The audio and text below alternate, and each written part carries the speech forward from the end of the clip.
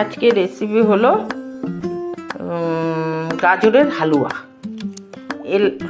এলাচ দিলাম, দুটো তেজপাতা দিলাম, ঘি দিলাম, ঘি দিয়ে ভাজবো, ঘি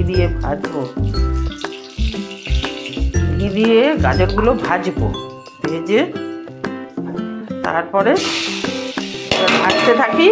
পরে ভেজেই যাচ্ছে গাজরের হালুয়া। একটু ভাজি, ঘি দিয়ে তারপরে দুধ দেব। এবার চিনি দিলাম,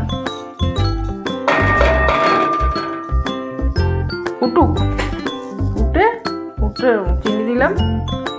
এবার চেখে দেখবো, মুখে দিয়ে দেখবো চিনিটা যদি ঠিকঠাক থাকে তাহলে চিনি লাগবে না।